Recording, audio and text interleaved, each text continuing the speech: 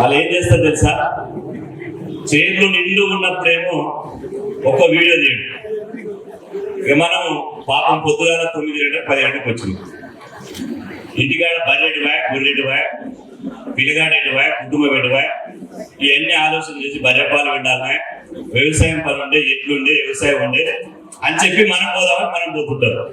ఇక అగ్ర కులాల ఏజెంట్ ఏం చేస్తారు తెలుసా, మీరు లేచిపోయిన ఖాళీ కుర్చీలను వీడియో తీస్తారు, ఫోటో తీసి బీసీలు, ఎస్సీలు, ఎస్టీలు, మైనార్టీలు 90% ఉందట, వాళ్ళ మీటింగ్ వెళ్తే కుర్చీలు ఖాళీ అంటారు. మనం పోయినామంటే ఇప్పుడు అగ్ర కులాలకు భయపడిపోయినట్టే లెక్క. కాబట్టి దయచేసి ఎవరు, నేనే లాస్ట్ స్పీకర్ని, నేను ఒక 4-5 నిమిషాలు మాట్లాడతా, అన్ని కాసేమన్న అన్ని విషయాలు చెప్పాడు, దయచేసి కూర్చోవాలి. ఈరోజు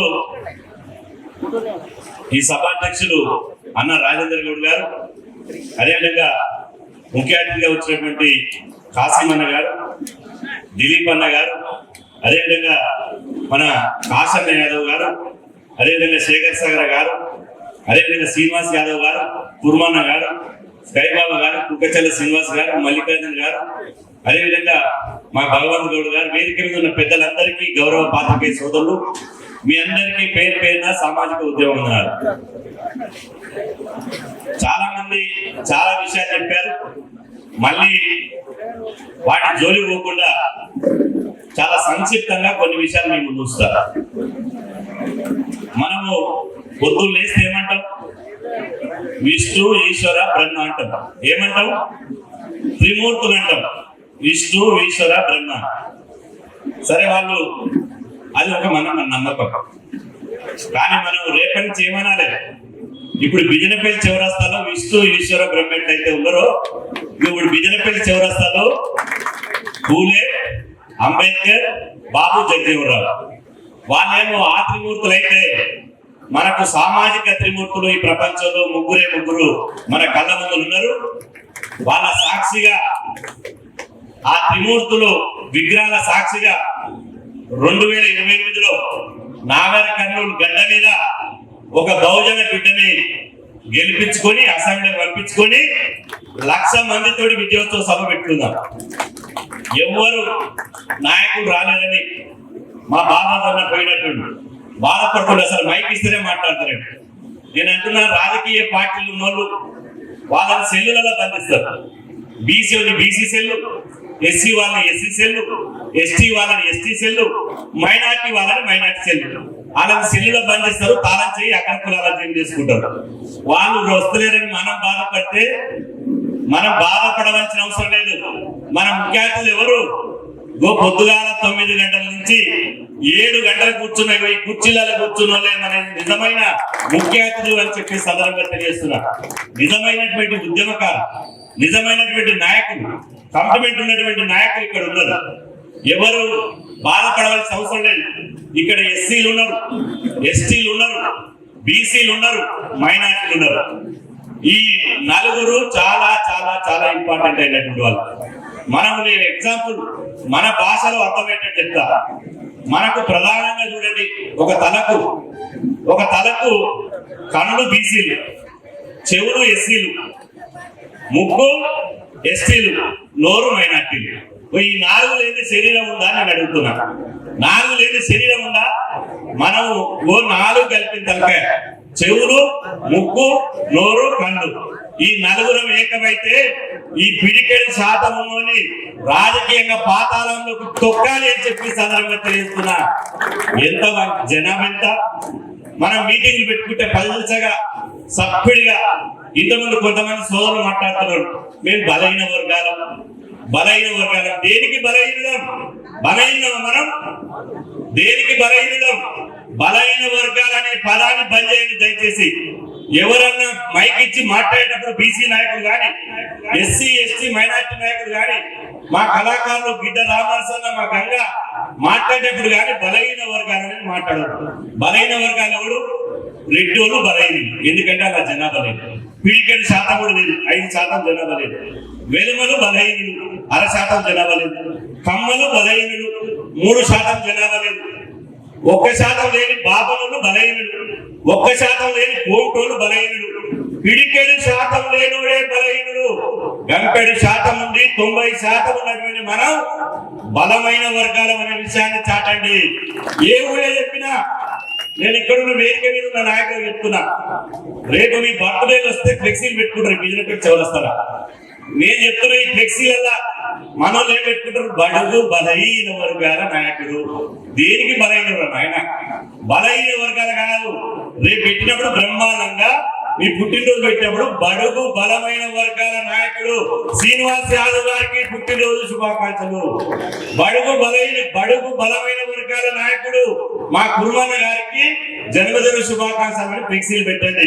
అది బిజినెస్ వెళ్ళి స్టార్ట్ చేద్దామని చెప్పి ఈ సందర్భంగా తెలియజేస్తున్నా. ఇలా ఆకాశం అంత చెట్టును ఎక్కేవాడు బలహీనుడా? ఎక్కడో అడవిలో పోయి గొర్రె మందల కాడ అమాస చిక్కట్టు వండేవాడు బలహీనుడా? ఇవాళ పూలు పండ్లు తెచ్చి గుట్టలు చెట్టు తిరిగేవాడు గుజరాత్ బలహీనుడా? అదే విధంగా విశ్వబ్రాహ్మణుడు గొర్రు చేసి నాగలు చేసి కట్ట చేసి తినే కట్టం చేసి మంచం చేసినోడు బలహీనుడా?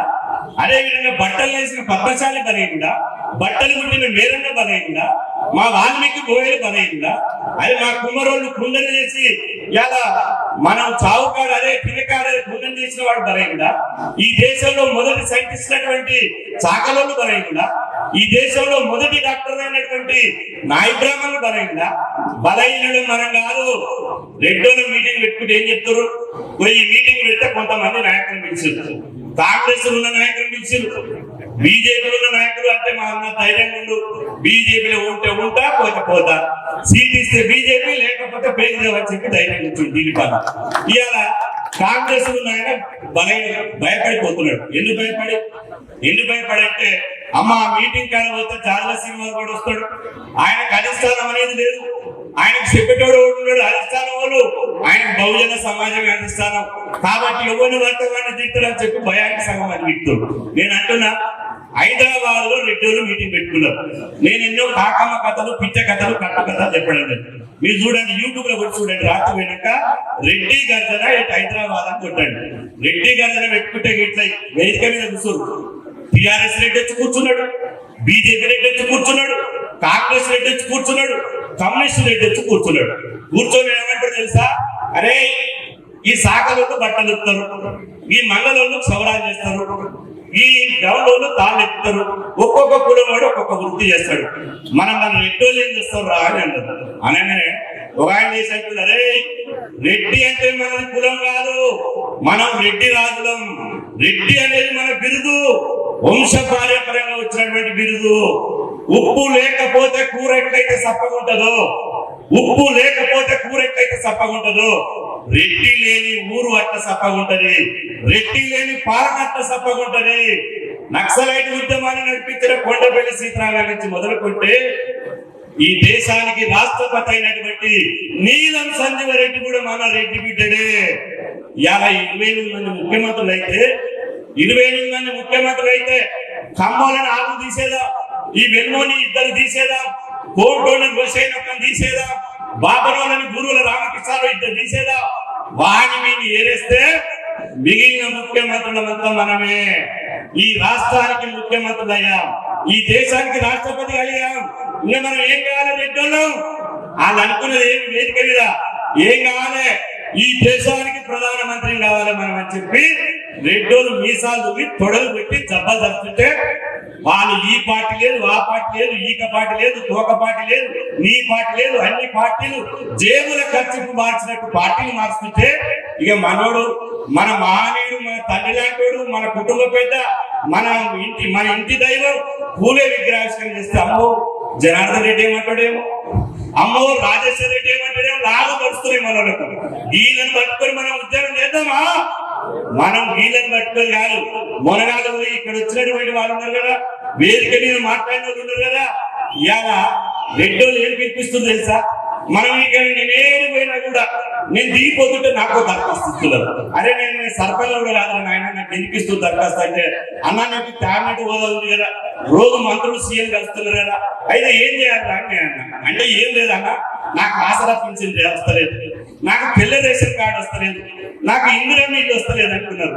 నేనన్నా ఎంత దరిద్రమైన బతుకు అయిపోయింది మాది. 75 సంవత్సరాల తర్వాత కూడా రేషన్ కార్డుల కోసం, ఆసరా పింఛన్ల కోసం, ఇందిరా నీళ్ళ కోసమే కొట్లాడుతుంది తప్ప ఆడ రెడ్డోళ్ళ పిలిపోయింది. రెడ్డోళ్ళ పిలిపోయిందో తెలుసా? అరే రెడ్డి సోదరులారా, వాడు కాంగ్రెస్ పార్టీ అయినా, బీజేపీ పార్టీ అయినా, టిఆర్ఎస్ పార్టీ అయినా, వాడు ఎడ్డోనికి ఇచ్చిన, వాడు దొడ్డోనికి టికెట్ ఇచ్చిన, ఆడు వికలాంగునికి టికెట్ ఇచ్చిన, పండు ముసలోనికి టికెట్ ఇచ్చిన, పొట్టోనికి టికెట్ ఇచ్చిన, ఆ వంకలు మనం చూడొద్దు. వాడు ఏదైనా చూడొద్దు. ఎడ్డోడా గుడ్డోడా కాదని చూడొద్దు. ఓటేసినప్పుడు రెడ్డోడా కాదని చూసుకోవాలి. ఎడ్డోడా గుడ్డోడా అని చూసుకోవద్దు. మనం ఓటేసినప్పుడు రెడ్డోడా కాదని చూసుకోవాలి. మన వాడిని అందరం కలిసి అసెంబ్లీ పంపించాలి, ఊర్లను చెరబట్టాలి, మనం పరిపాలించాలని చెప్పి వాళ్ళు చెప్తుంటే మనం ఈ మీటింగ్లు పెట్టుకుని సప్పగా అమ్మో ఈయన మాట్లాడితే ఓడాలంటాడు. అన్నో వీడియోలు బంద్ చేయండి మాట్లాడుతున్నాడు ఓడంటాడు. ఫోటోలు బంద్ చేసి దొర చూస్తాడు, పటేల్ చూస్తాడని ఓడంటాడు. ఈ పటేల్ గారు, ఈ దొరగారు ఎంత శాతం ఉన్నారు? ఉప్పు అని పూజితే గాలి కొట్టుకుపోయేటోళ్ళు వాళ్ళు. మనం అని చెప్పి అడుగుతున్నా, బీసీలు అంటే నేను చెప్తున్నా ఒకటే తిరుగుబాటు. ఇప్పుడు ఎవ్వడు కూడా వేదికలెక్కి బలహీనంగా మాట్లాడకండి దయచేసి. 90% ఉన్న మనం దేనికి భయపడాలి? ఎవరికి భయపడాలి? వేదికలు ఎక్కినప్పుడు చాలా బలంగా కాన్ఫిడెన్స్ తోటి ఉండాలి.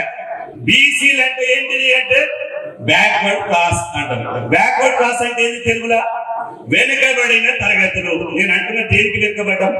చదువులో వెనుకబడ్డామా? లేదే. అదే విధంగా ధైర్యంలో వెనుకబడ్డామా? లేదే. దమ్ములో వెనుకబడ్డామా? లేదే. కండబలంలో వెనుకబడ్డామా? లేదే. మరి ఎన్ని వెనుకబడ్డామని చెప్పు తీసుకొని కొట్టండి. బీసీలు అంటే బ్యాక్వర్డ్ క్లాస్ కాదు. ఈ రోజు నుంచే బిల్లుపల్లి నుంచే బీసీలు అంటే బ్రిలియంట్ క్లాస్ అనే విధంగా, బ్రిలియంట్ క్లాస్ అనే విధంగా మనం ముందుకు పోదాం. మనకున్న తెలివి ప్రపంచంలోనికి అందుందా అని అడుగుతున్నా. నేను ఉట్టి కథలు చెప్పడం లేదు. మనకున్న తెలివి ప్రపంచంలో ఎవరికి లేదు. నేను ఛాలెంజ్ చేస్తా. ఈ బిజినెస్ పేరు ఎవరు వస్తారో కూర్చుంటా, 24 గంటల సమయం ఇస్తా. ఎవరి తెలివి ఉందో రమ్మను. ఏం తెలివి ఉందో రమ్మను. పోలవరం ఉంది కదా, పోలవరంలో ఒక పడవ మునిగిపోయింది. దేశ సైన్యం వచ్చింది పడవ తీరామని, కానీ సైన్యం తీయలేకపోయింది. మునగాళ్ళు గజయితగాళ్ళు వచ్చారు, తీయలేకపోయింది. ఆడ చేపలు పట్టుకునే గంగపుత్రుడు వచ్చారు. ఏమైంది రానిట్టు తెలిసేసింది. ఏం లేదు, పడవ మునిగిపోయింది. ఆ పడవను ఎవరు తీయలేకపోతున్నట్టే నీ పంకిమైన పడవ పక్క జరువురు అన్నాడు అని చెప్పి 4 గంగపుత్రులు నదిలో ఉన్నటువంటి అడుగున్నటువంటి పడవని చిట్కెళ్ళతో పైకి తీసుకొచ్చారు. ఇంత దమ్ము, ఇంత తెలివి, ఇంత చైతన్యం వరకు ఉందా? మొన్న భద్రాద్రి రామయ్య కళ్యాణం అయింది. మొన్ననే భద్రాద్రి రామయ్యకి సీతమ్మకు 6 వేదాలలో పట్టు చీర వేసి ఇచ్చిండు. నేను అన్న ఏ రిటైన్ అయినా చేయగలుగుతాడా? ఏ వెలుమైనా చేయగలుగుతాడా? ఏ కమ్మాయినా చేయగలుగుతాడా?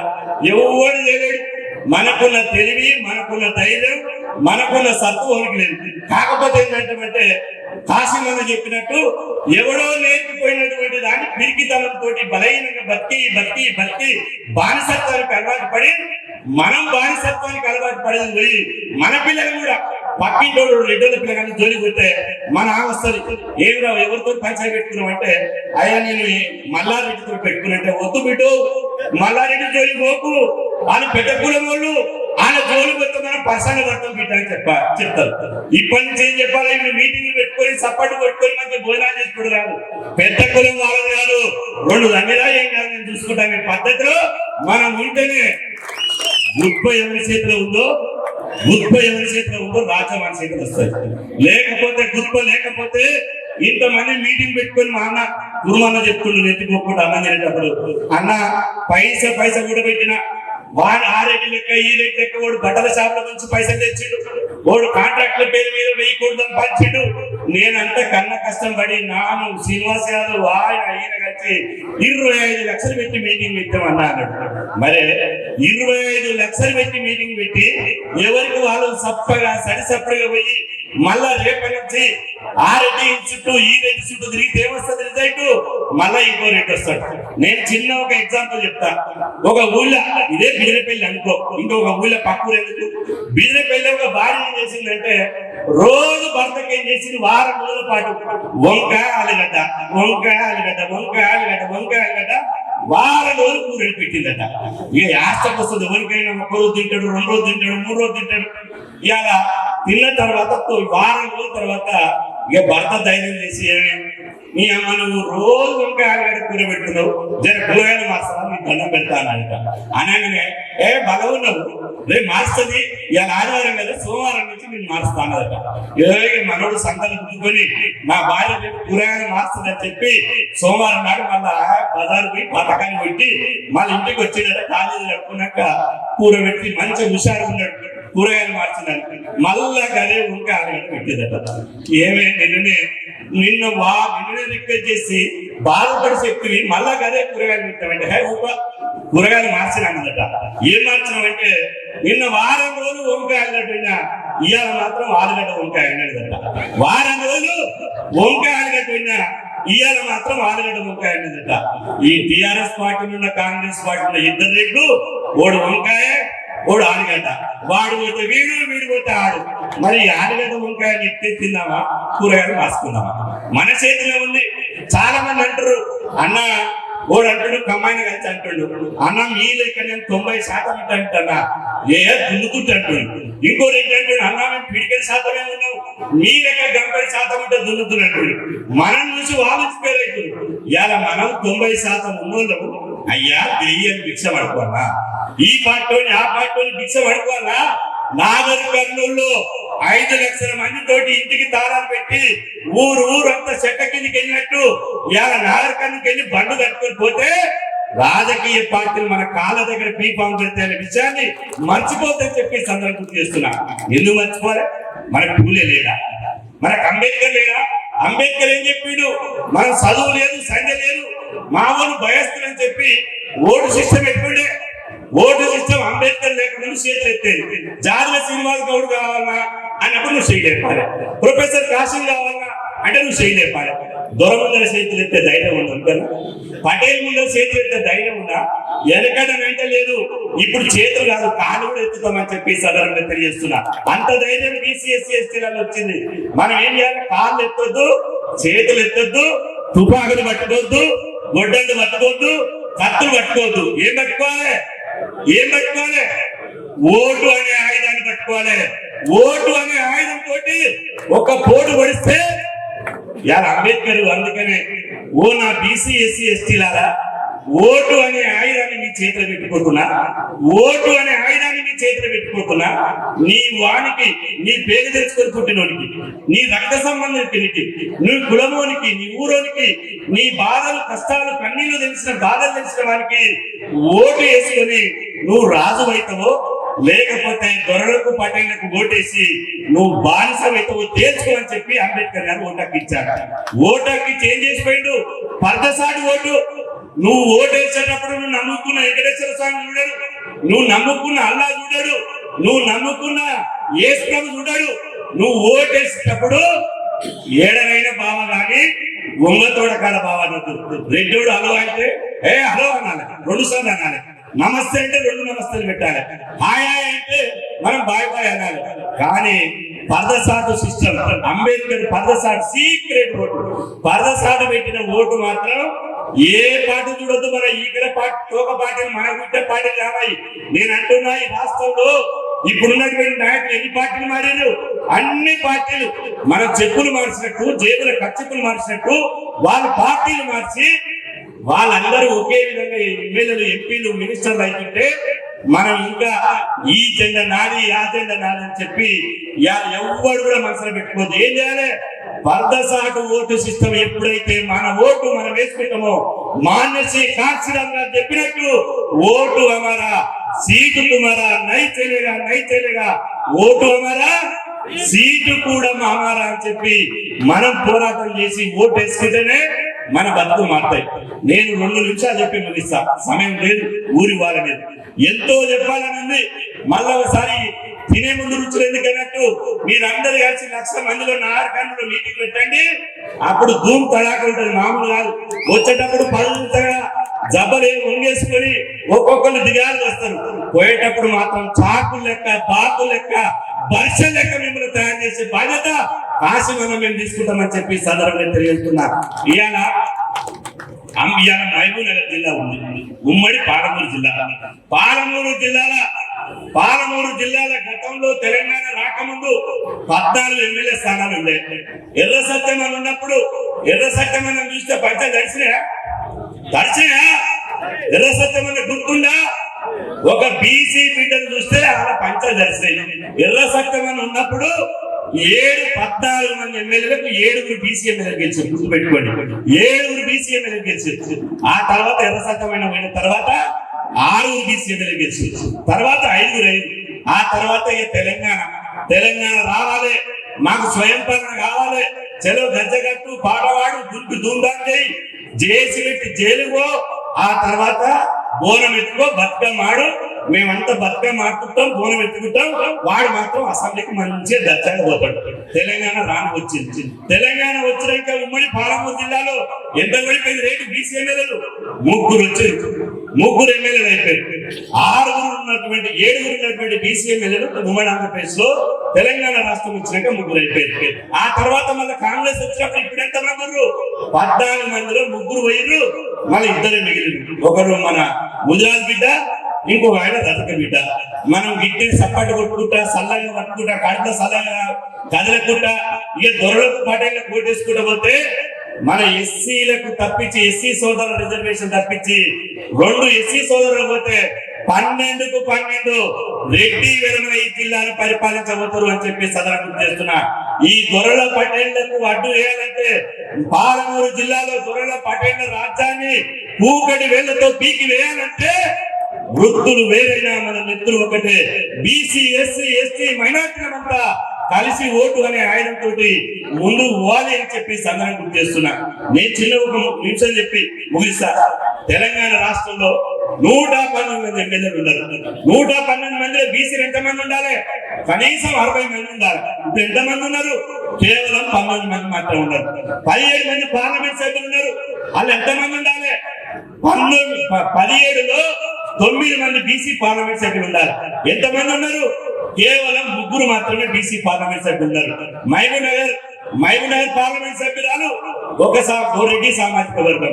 నాగకర్ణులు మన దళితులకు, ఎస్సీ అన్నలకు రిజర్వేషన్ వచ్చేది తగ్గిపోయింది.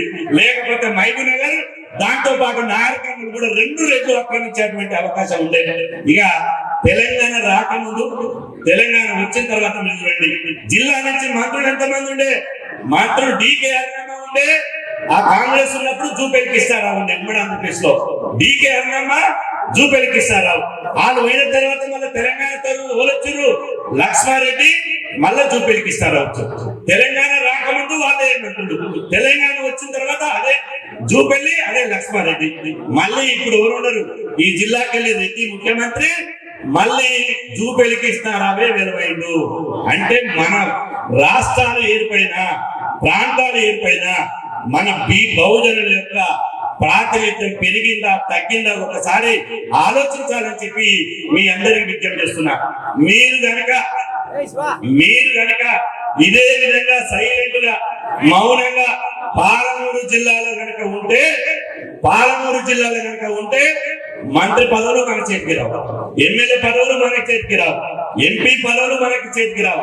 ఇక సర్పంచ్ ఎన్నికలు వస్తున్నాయి, అవునా కాదా? అసలు విషయం చెప్తలేదు. ఇంతమంది మాట్లాడారు, నేను చూసినా. మాట్లాడితే ఎవరైనా చెప్తారేమని చూస్తా కానీ చెప్పడానికి కూడా నా అదృష్టం. ఎందుకంటే నేను మాట్లాడాలంటే కొద్దిగా స్పీచ్ కావాలి కదా. బ్రహ్మాండంగా మాట్లాడింది. కానీ నా బాధ్యత ఏంటంటే నేను ఎక్కడ పోయినా చెప్తా. ఇవాళ మన మైండ్ సెట్ ఎట్టుంటది అంటే ఒక ఆలోచన చెప్తున్నా. ఏం ఆలోచన అంటే, ఓ గ్రామంలో బీదపల్లి అనుకో, ఓ గ్రామంలో సర్పంచ్ ఎన్నికలు వచ్చేది. రాగానే ఓ రెడ్డి అని పిలిచిండట. ఓ రెడ్డిని పిలిచిండు, ఒక బీసీని పిలిచిండు. ఏమనకి టైం అయింది. ఓ రెడ్డిని పిలిచిండు గ్రామంలో, ఒక బీసీని పిలిచిండు. ఓ ధర పిలిచి ఏమై, సర్పంచ్ ఎన్నికలు వస్తున్నాయి, నీకు తులం బంగారం కావాలా లేకపోతే సర్పంచ్ సీట్ కావాలని చెప్పి మన బీసీ అడిగింది. ఫస్ట్ దొర ఇంటికి పిలిచి, అప్పుడు మనోడు నెత్తి కొట్టుకొని, ఈ అమ్మ సర్పంచ్ సీట్ ఏమైతుందేమో కానీ దొర నాకు మాత్రం తులం బంగారం కావాలన్నాడట. సరే నువ్వు ఇక్కడ కూర్చోబిడ్డానికి కూర్చోబెట్టిందట. పటేల్ అడిగింది, రెడ్డిని అడిగిండు, అరే రెడ్డినైనా నీకు తులం బంగారం కావాలన్నా సర్పంచ్ సీట్ కావాలన్నా?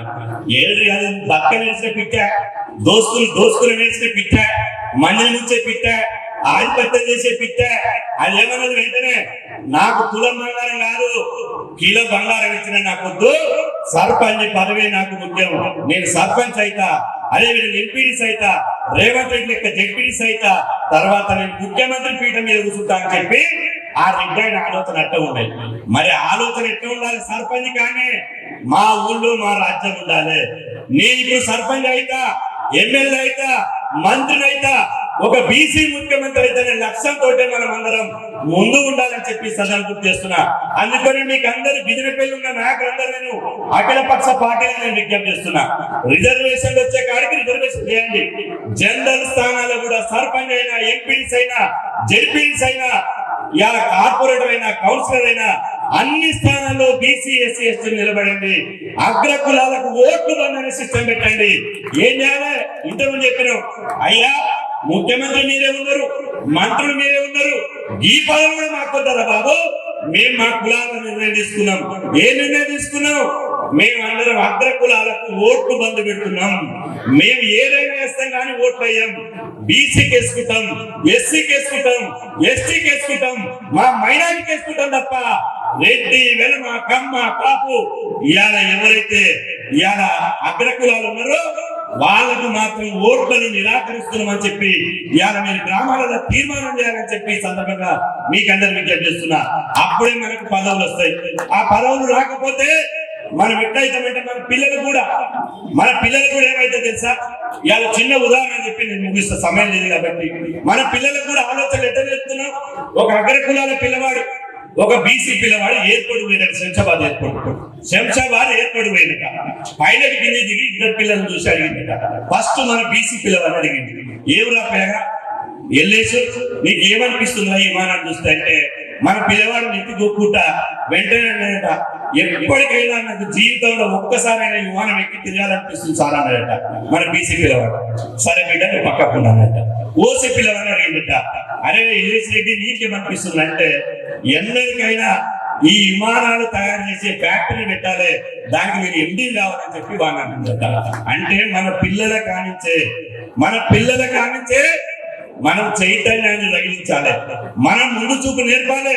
లేకపోతే ఏమైతుందంటే ఇలా మన వాడి తాతకు బానిసత్వం చేశాడు, వాడి తాత కోటేస్తే వాడు పార్లమెంట్ పోయి గాంధీ నెలవుల పక్కపడి వాడి ఫోటో ఉన్నది. మన తాత ఫోటో ఎక్కడ ఉన్నది? ఎక్కడ లేదు. రాజు కాలు దాపి మట్ట కలిసిపోయాడు. మన తండ్రి వాడి తండ్రి కొట్టేశాడు. వాడి తండ్రి ఎక్కడ పోయిండు?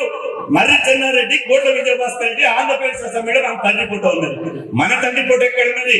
మనం పార్టీల వారిగా కొట్టుకుంటే బిజినెపల్లి పోలీస్ స్టేషన్ లో మన తండ్రి ఫోటో ఉన్నది. లేకపోతే ఆసరా పింఛన్ దరఖాస్తు కోసం ఎంఆర్ఓ ఆఫీస్ ఉన్నది. అదేవిధంగా ఎండిఓ ఆఫీస్ లో మన తండ్రి ఫోటో ఉన్నది. ఇప్పుడు మన ఫోటో ఎక్కడ ఉంటున్నది? హైదరాబాద్ కి వచ్చే కూసుకుంటూ రాజేష్ రెడ్డి వస్తున్నానగానే పెద్ద నిలబెత్తు ఫోటో వేసి ఆయన కాళ్ళ కింద ఆ చెప్పుల దగ్గర పాస్పోర్ట్ వేసుకుని దొరవారికి బిజినెపల్లి గారికి స్వాగతం సుస్వాగతం. సార్ బయలుదేరిందా వాడి ఇంటికి కూడా లేవు, ఇంకా వాడు బ్రష్ కూడా వేసుకోడు, మనోనికి నిద్ర కూడా పట్టదు. సార్ బయలుదేరిందా, సార్ వాడికి గవర్నమెంట్ ఫోన్ చేయ, వాడికి డ్రైవర్ ఫోన్ చేయ, వీడు గుర్తుంటాడు. వీడిని చౌరస్తారా నిలబడి బిజినెపల్లి చౌరస్తారా ఈయనకేదో సార్ టచ్ ఉన్నట్టు, వీడినేదో గుర్తుపట్టి పదవిని ఇస్తున్నట్టు, సార్ వస్తున్నాడో బయలుదేరిందని చెప్పి పెద్ద పెద్ద ఫ్లెక్సీలు బట్టి ఆ కాళ్ళ కట్టిన ఫోటోలు వేసుకుని మన ఆత్మ గౌరవాన్ని అమ్ముకుంటున్నాం. ఇవాళ మనం మారాల్సింది ఏమి? మనం ఈ సిస్టాన్ని మార్చాలి. మన తాత బతుకు మారలే, మన తండ్రి బతుకు మారలే. మనం గిట్టే పాస్పోర్ట్లు వేసుకుని దొరల పట్టణంలో ఓటు వేస్తే మన బతుకు కూడా మారాయి. ఈ పూలే విగ్రహం సాక్షిగా ఏం చేయాలి? మనం మీ తాతకు ఓటేసినా మా తాత బతుకు మారలే, మీ అయ్యకు మా అయ్య ఓటేసిన మా అయ్య బతుకు మారలే, నీకు ఓటేసినా నా బతుకు కూడా మారదు. కాబట్టి నీకు మాత్రం నా ఓటు వేయను, నా ఓటు నా జాతి బిడ్డకి వేసుకుంటాం, నా తలరాత మేమే మార్చుకుంటాం, మా జీవితాన్ని మేమే మార్చుకుంటాం అనే విధంగా మీరందరూ ఉంటే రాజ్యం మనది కాదా? సంపద మనది కాదా? ఈ ఆసరా పెన్షన్, ఇందిరమ్మ ఇల్లు ఎంత బాధ అనిపిస్తుందంటే చెప్పాలని చాలా ఉంది. నేను కార్లలో వస్తుంటే ఆయన పట్టించుకోకూడదు, ఓకే, కార్లలో వస్తుంటే కార్లలో వస్తుంటే ఫుల్ జనం ఉంటారు మీ సేవ దగ్గర. మీ సేవ దగ్గర ఫుల్ జనం ఉంటారు. ఏంద్ర ఈ జనం అంటే ఆసరా పింఛన్ల కోసం దరఖాస్తు చేసుకుంటారు మీ సేవ దగ్గర ఉంటారు. ఇందిరమ్మ ఇళ్ల కోసం దరఖాస్తు చేసుకున్నారు మీ సేవ దగ్గర ఉంటారు. రేషన్ కార్డుల కోసం, తెల్ల రేషన్ కార్డుల కోసం దరఖాస్తు చేసుకున్నారు ఇందిరమ్మ ఇళ్ల మీ సేవ దగ్గర ఉన్నారు. ఎన్ని రోజులు మీ సేవ దగ్గర కాపలా కావాలి? మీ సేవల కారు ఉండేది మనం కాదు. రేపటి నుంచి ఎక్కడ ఉండాలి? అసెంబ్లీ దగ్గర మనం ఉండాలని చెప్పి సందర్భంగా మీకు అందరికి తెలియజేస్తూ, బ్రహ్మాండంగా ఎన్నో కష్ట నష్టాలకు వచ్చి 12 ఏళ్లుగా ఈ పాలమూరు గడ్డ మీద తెలంగాణ ఉద్యమాన్ని, తెలంగాణ జెండర్ నాటి స్వరాష్ట్రం కోసం పోరాటం చేసి అదే స్ఫూర్తితోటి బిజినపల్లిలో ఇంత పెద్ద వేల మంది బహిరంగ సభ నిర్వహించి పూలే విగ్రహాన్ని చరిత్రలో కని విని ఎరగని రీతిలో బ్రహ్మాండంగా నిర్వహించినటువంటి ఈ నాయకులందరికీ గట్టిగా చెప్పడం ద్వారా ప్రత్యేకంగా అభినందన తెలియజేస్తూ ఈ వేల మంది కలిసి వచ్చినటువంటి మీ అందరికీ పేరు పేరున ధన్యవాదాలు కూడా సెలవుకుంటారు.